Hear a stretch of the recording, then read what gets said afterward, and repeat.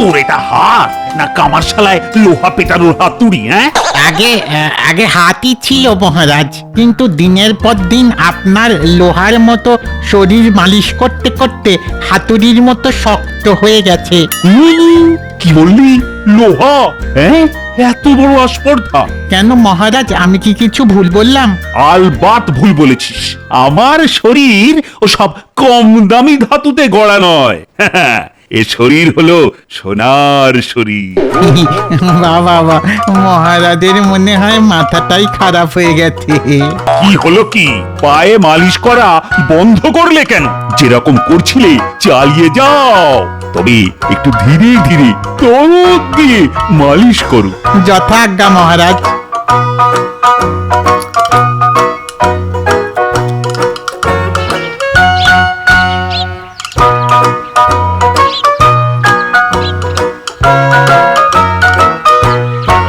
এই যে পুটির বাবা, সকাল সকাল মাথায় এত বড় ঝুড়ি করে কি নিয়ে যাচ্ছ শুনি? ধান নিয়ে যাচ্ছি গো গোপাল দাদা, রাজবাড়িতে মহারাজের কাছে নিয়ে যাচ্ছি। বাহ, বেশ বেশ বেশ। তার মানে এবছর বেশ ভালোই ফলন হয়েছে বলে মনে হচ্ছে। হ্যাঁ গোপাল দাদা, তা হয়েছে বটে। এবছর আমাদের রাজ্যের মতন ফলন আর কোথাও হয়নি। বাহ, এ তো বেশ সুখবর। যাও, তাড়াতাড়ি যাও, তাহলে আমিও একটু বাজার থেকে ঘুরে রাজসভায় আসছি।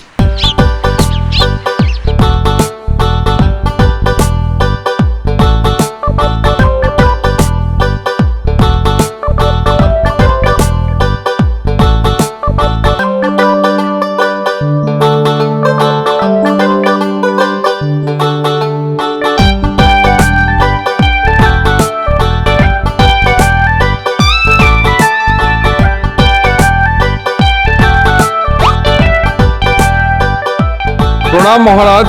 ঠিক আছে ঠিক আছে, ওসব প্রণাম টোনাম আর দেখাতে হবে না। অতি ভক্তি চোরের লক্ষণ। নাও নাও নাও, কাজের কথা বলো তো। মহারাজের কথাবার্তায় হঠাৎ এরকম পরিবর্তন কি করে হলো? মহারাজ, আপনার জমিতে চাষ করেছিলাম, তাই এই ধান আপনাকে উপহার দিতে এসেছি। ঠিক আছে ঠিক আছে। মন্ত্রী, বলুন মহারাজ। এই ধানগুলো ঝটপট বিক্রি করে যা টাকা হবে সেগুলো সিন্ধুকে ভরে ফেলো। হ্যাঁ, আর এক এক পাই পয়সারও হিসেব নেব কিন্তু। আচ্ছা ঠিক আছে মহারাজ। কি হলো, তোমরা এখনো হাঁ করে এখানে দাঁড়িয়ে আছো কেন? আজ্ঞে মহারাজ, যদি এবছর বীজ ধান কেনার টাকাটা দেন তাহলে খুব ভালো হয়। কি বললে? টাকা? আরে টাকা কি গাছে ফলে নাকি? যাও যাও, বাড়ি গিয়ে নাকে সর্ষের তেল দিয়ে ঘুমো। মহারাজ, এই চাষি ভাইদের সোনার ফসল ধান তো গাছেই ফলেছে, কি তাই না? আর আপনি তো একটু আগে মন্ত্রীমশাইকে এই সব ধান বিক্রি করে যা টাকা পাওয়া যাবে সেগুলো রাজকোষে ভরে দিতে বললেন। কি বললে? আরেকবার বলো। কৃষ্ণনগরের রাজাধিরাজ মহারাজ কৃষ্ণচন্দ্রের মুখে মুখে তর্ক? আয়, কে আছিস? এই তিন চাষিকে এক্ষুনি বন্দি কর। মহারাজ, ওরা গরিব চাষি, ওদেরকে আপনি ওরকম ভাবে না বললেই পারতেন। তোমার যেন দরদ একেবারে উতলে উতলে উঠছে। তা অতই যখন দরদ, তুমি তো ওদেরকে বীজ ধান কেনার টাকাটা দিতে পার। কিভাবে যে ওদের সাহায্য করা যায়, আমার থাকলে আমি নিশ্চয়ই দিতাম মহারাজ। যাই হোক, বেশ কিছুদিন ধরে আপনাকে একটা কথা বলবো বলবো করে বলা হচ্ছে না। কি কথা? বলছিলাম যে ওই আমার শ্বশুর বাড়িতে অনেক ফাঁকা জমি পড়ে আছে। আপনার তো দয়ার শরীর, আপনি যদি আমায় অন্তত বীজ ধান কেনার জন্য কিছু টাকা পয়সা দিতেন তাহলে অনেক সুবিধে হয়। যাও না যাও, তাহলে ওই গলার গামছা কোমরে বেঁধে মাঠে গিয়ে চাষ করো। যাও, যত সব। মহারাজ, আপনি কিরকম পাল্টে গেছেন। আপনার মধ্যে থেকে আগের মতো সেই প্রজাবৎসল ভাবটা কেমন হঠাৎ করে উধাও হয়ে গেছে মহারাজ। পাল্টে গেছি পাল্টে গেছি, তাতে তুমি বলার কে হে বাছাধন? আমার এখন শুধু টাকা চাই, খাবো দাবো ফুর্তি করবো। রাজকোষ এখন পরিপূর্ণ, কিচ্ছুটি যাবে না রাখা। তবুও মহারাজের মন ভরে না, শুধু চাইছেন টাকা। কি বললে? কি বললে সভাকবি? আমায় নিয়ে রসিকতা হচ্ছে? দাঁড়াও, এক্ষুনি তোমার ওই রসিকতা ছ্যাবলামো আমি ঘুচিয়ে দিচ্ছি। সেনাপতি, আজ্ঞা করুন মহারাজ। এক্ষুনি একটা কঞ্চি নিয়ে সভাকবির সামনে দাঁড়িয়ে পড়ো তো। আর সভাকবি, বলুন মহারাজ। তুমি কান ধরে 500 বার উঠবস করো। একবার থামলেই পায়ের গোছে একটা করে কঞ্চির বাড়ি। ও হ্যাঁ, আর একটা কথা, আজ থেকে তোমার বেতন বন্ধ।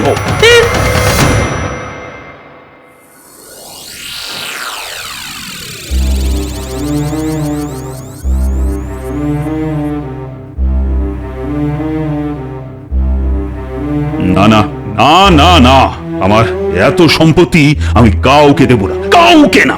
তখন থেকে কি যাতা বলছেন? আপনার সম্পত্তি আপনারই থাকবে।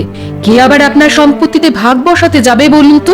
সে তো বুঝলাম রানী, কিন্তু সবাইকে একদিন তো মরে যেতে হয়, আর সেই অর্থে আমিও একদিন মারা যাব। কিন্তু আমার এত ধন সম্পত্তির কি হবে বলো তো? আমি তো আর এগুলো নিয়ে যেতে পারবো না।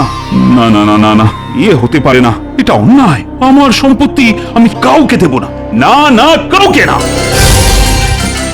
বাহ বাহ বাহ বাহ বাহ বাহ বাহ বাহ, ঠিক এইরকম একটা সুযোগের জন্য আমি অপেক্ষা করছিলাম এতদিন। গোপালকে রাজসভা থেকে সরাতে হবে, মহারাজের সব সম্পত্তি হাতিয়ে নিতে হবে।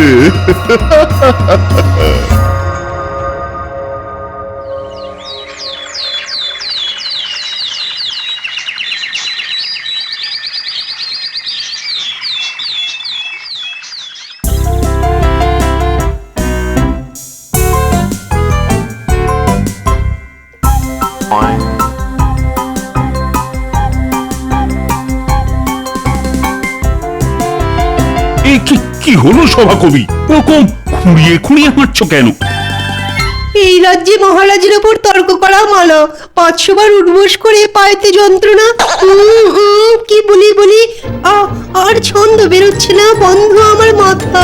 যন্ত্রণার চোটে মরে গেলাম। উফ, কি ব্যথা। দূর ছাতা।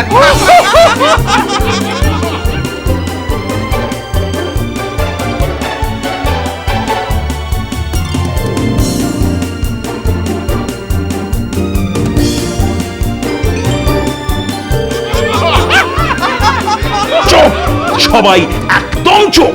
মাগো, মা রক্ষা করো, মা জয় মা, জয় মা। সর্বনাশ ঘনিয়ে আসবে, সর্বনাশ। এটা কি রে? দুম করে রাজসভায় ঢুকে পড়লো। বাবা, আপনি কি কোথা থেকে এসেছেন? সর্বনাশ ঘনিয়ে আসবে, সর্বনাশ। আমি কাউকে ভয় পাই না, ভূত, চোর বা মাতাল। আমার বাস সর্বত্র, স্বর্গ, মর্ত বা পাতাল। সভাকবি, এই সাধু বাবা যা ঝলক দেখাচ্ছে, তোমার মাইনেটা তো বন্ধ হয়েছে এবার। মনে হচ্ছে রাজসভায় আসাটাও বন্ধ হয়ে যাবে। কৃষ্ণচন্দ্র, তোর সভাসদেরা দেখছি একজন অতিথিকে কিভাবে সম্মান দিতে হয় তাও জানে না। সাধু বাবা, আমার মনে হয় আপনাকে কোথায় যেন দেখেছি, কিন্তু ঠিক মনে পড়ছে না। দেখতে পাওয়াটাই স্বাভাবিক। আমি সূক্ষ্ম রূপে কখন কোথায় থাকি তা নিজেও জানি না। বলুন সাধু বাবা, আমি আপনার জন্য কি করতে পারি? আমার কোনো উপকার তোকে করতে হবে না রে মূর্খ বালক। আমি নিজেই তোকে সাহায্য করতে এসেছি। কি সাহায্য সাধু বাবা? তোর মনে কালকে রাত থেকে একটাই প্রশ্ন ঘুরপাক খাচ্ছে, যে তুই কিভাবে মৃত্যুর পরে তোর সমস্ত সম্পত্তি নিয়ে পরলোকে যাবি, তাই তো? হ্যাঁ বাবা, ঠিক বলেছেন। এই কথা তো রানী ছাড়া আর কেউ জানে না। তা আপনি জানলেন কি করে? ওরে ওরে বালক, আমি অন্তর্যামী রে, অন্তর্যামী। অন্তর্জামিনা ছাই। নিশ্চয়ই আপনি যখন রানীমার সাথে কথা বলছিলেন, এই সাধু বেটা রাজবাড়ির কাছাকাছি কোথাও ঘাপটি মেরে লুকিয়েছিল। চুপ করো গোপাল, চুপ করো, আমাকে আর উত্তেজিত করো না। সাধু বাবা, আপনি গোপালের কথায় কিছু মনে করবেন না। মন, সেটা কি জিনিস? আমার জন্ম, মৃত্যু, শরীর, মন বলে কিচ্ছু নেই। আমি কিন্তু বাবা, আমার তো মন আছে, আর আমার মনের ইচ্ছে আপনি যখন জানেন, তখন কিভাবে সেই ইচ্ছে পূরণ হবে সেটাও নিশ্চয়ই আপনি জানেন। হ্যাঁ, তা তো জানি, কিন্তু সেজন্য তোকে কোনো প্রিয় পাত্রের বলিদান দিতে হবে। যে তোর সব থেকে প্রিয়, তাকে ধর থেকে মাথা কেটে আত্ম বলিদান দিতে হবে। তবেই তবেই তুই স্বর্গে যাওয়ার সময় সমস্ত সম্পত্তি সাথে নিয়ে যেতে পারবি। আর হ্যাঁ, তাকে অবশ্যই পুরুষ হতে হবে। কিন্তু রানী ছাড়া আমার কাছের লোক বলতে তো আমার এই রাজসভাসদেরাই। এই মরেছে, এই যে দেখছি হাওয়া গরম, আমি বরং এবেলায় ভালোই ভালোই কেটে পড়ি। মহারাজ, আমার খুব ইয়ের চাপ এসেছে, আমাকে যেতে হবে, আমাকে যেতে হবে। তাহলে তো রাজসভাসদের মধ্যে যে সব থেকে প্রিয় তাকেই ধর থেকে মাথা কেটে আত্মবলিদান দিতে হবে। তুই নিজের ভালো চাস তো এই একটাই রাস্তা, একটাই। এই রে, এ তো মহা বিপদ। হ্যাঁ, এইসব পাগলা সাধু বাবার কাছাকাছি থাকলে তো এই নিজের প্রাণটাই যাবে দেখছি। না, পালাও পালাও, সব পালাও পালাও। কি বললি? এক্ষুনি সবাইকে ভস্ম করে দেবো। বল বল, দেবো দেবো।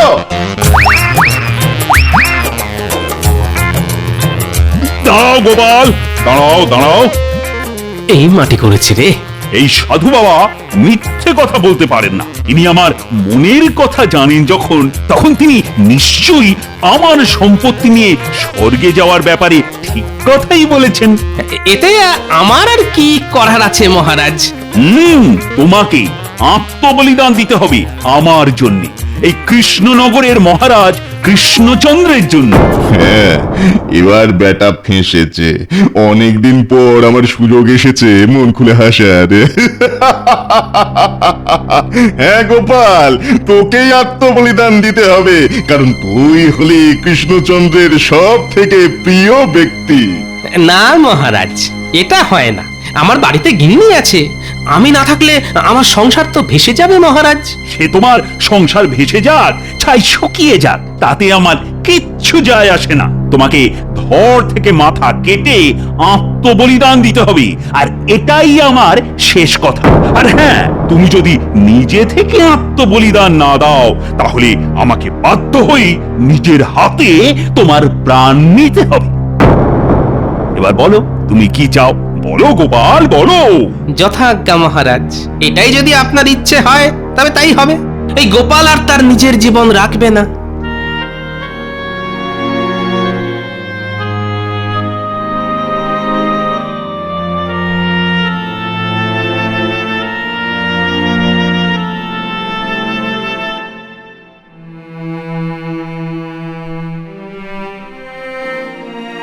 না না না না না না, এ হতে পারে না। মহারাজ কি পাগল হয়ে গেছে না? একটা উটকো সাধুর কথা জীবন দিতে হবে কেন? আমি তোমাকে হারাতে পারবো না গো, আমি তোমাকে হারাতে পারবো না। এরকম ছেলে মানুষই করো না গিন্নি। মহারাজের আদেশ, আমাকে আত্মবলিদান দিতেই হবে, নইলে মহারাজ নিজে থেকে আমার শরীর থেকে আত্মা আলাদা করে দেবেন। আমলো যা, মামা বাড়ির আবদার জানো। আমি বেঁচে থাকতে তোমাকে আমার থেকে কেউ আলাদা করতে পারবে না, এই আমি বলে দিলাম। হ্যাঁ, উফ, কি যে করি। বাড়িতে গিন্নি মরতে দেবে না, রাজসভায় মহারাজ বাঁচতে দেবে না। না, কিছু তো একটা করতেই হবে। শোনো গিন্নি, এদিকে শোনো, এদিকে শোনো। তোমার সাথে শেষবারের মতো কানে কানে কিছু কথা আছে।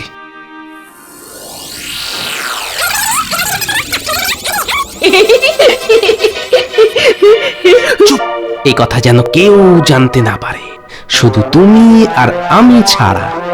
তাহলে ওই কথাই রইল গিন্নি, আমি কালকেই দেহত্যাগ করব। যাও, এখন রান্নাঘরে যাও, আমার জন্য ভালো মন্দ কিছু রান্না করো, গিয়ে যাও।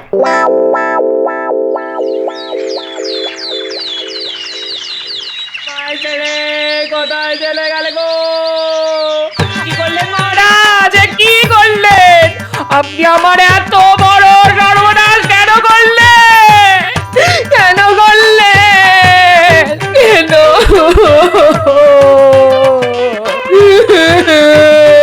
তুই আমায় ছেড়ে কোথায় চলে গেলে গো? আমার কি হবে গো? আমি তোমায় ছেড়ে কি করে বাঁচবো গো? না না, এর জবাব মহারাজকে দিতে হবে। আমি তোমার মৃত্যুর জবাব চাই গো।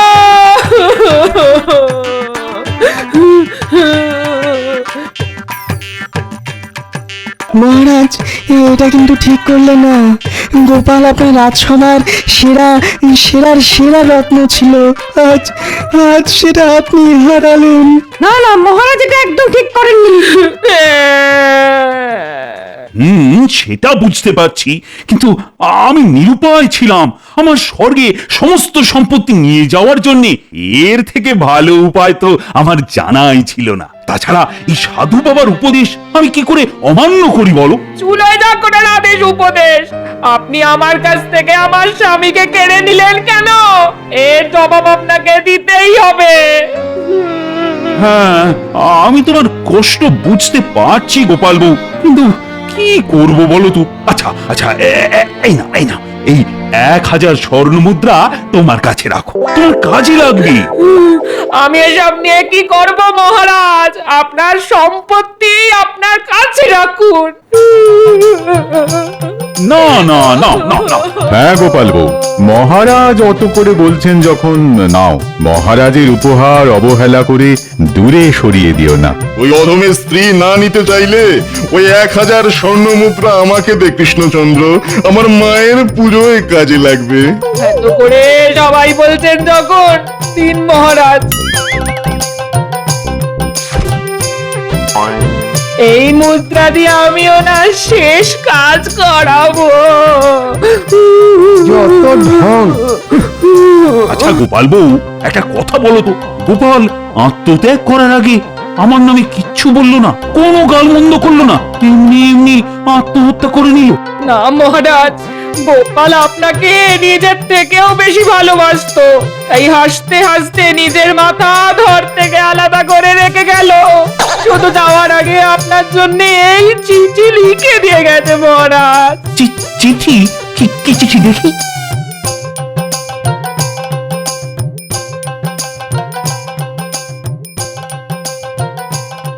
পত্রের প্রথমে আপনাকে জানাই আমার হৃদয় থেকে বেরিয়ে আসা সমস্ত প্রেম, শুভেচ্ছা ও 97 কেজি ভালোবাসা।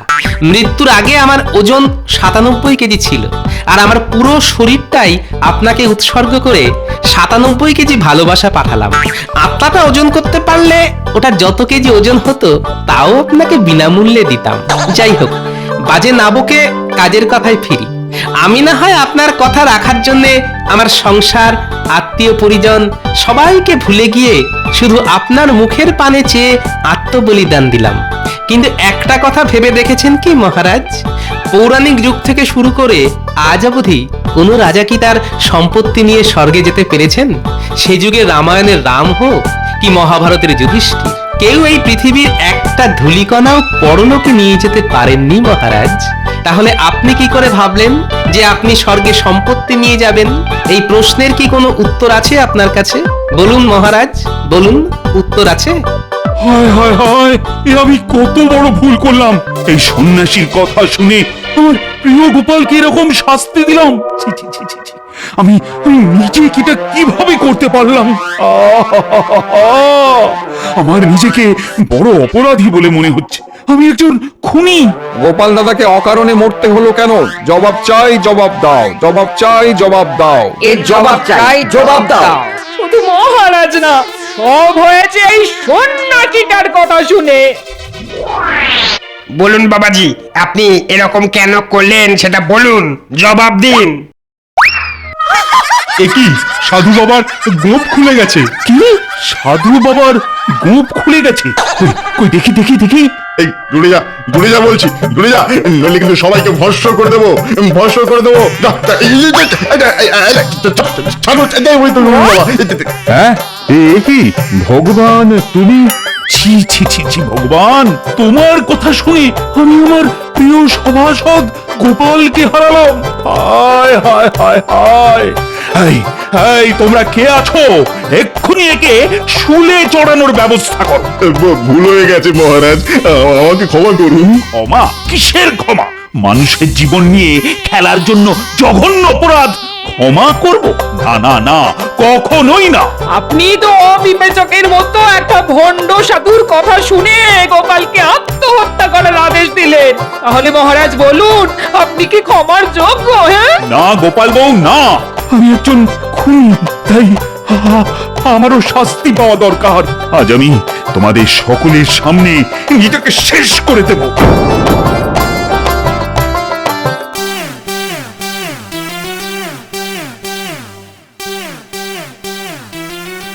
আয় আয়, কে আছো? এক্ষুনি এক্ষুনি এই মুহূর্তে আগুন জ্বালো, আমি জ্যান্ত সেখানে ঝাঁপ দেব। প্রণাম মহারাজ। হ্যাঁ, গোপাল তুমি? হ্যাঁ আমি। কেউ ভূত ভেবে ভয় পাবেন না, আমি সত্যিকারের মানুষ। আমাকে চিমটি কেটে দেখুন। তুমি বেঁচে আছো গোপাল? হ্যাঁ, স্বচ্ছন্দে। তাহলে ওই চিঠি, এই থালার উপর তোমার মাথা, এগুলো কি? চিঠিটা তো আপনাকে উপলব্ধি করানোর জন্যে যে মৃত্যুর পরে মানুষ সাথে করে কিচ্ছুটি নিয়ে যেতে পারে না, খালি হাতে পৃথিবীতে আসে, খালি হাতে পৃথিবী থেকে চলে যায়। তাই চিঠির মাধ্যমে এটাই আপনাকে শিক্ষা দিলাম মহারাজ। আর থালার উপর তোমার ওই মাথা, এ তো একটা মাটির ভাঁড়। হ্যাঁ, আমিও তো আপনার রাজসভার ভাঁড়, তাই ভাঁড়ই রেখেছি।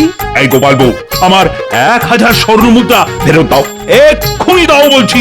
না না না, ওটা তো আর ফেরত পাবেন না। কেন? তুমি তো মরোইনি, তাহলে তোমার সৎকার করার জন্য আবার কিসের টাকা? হ্যাঁ, ওটা মহারাজ আমার দেওয়া শিক্ষার দাম।